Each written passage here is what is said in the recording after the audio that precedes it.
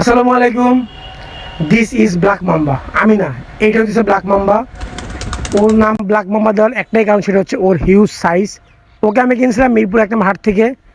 একটা কারণে কিনছি, সেটা হচ্ছে ওর সাইজ আর ওর কালার আর ওর লুক এত জোস। আমি লাইফে অনেক লক্ষ্য কবুতর পালছি, বাট এমন কালার এমন লুকের লক্ষ্য কবুতর আমি খুব কম পালছি।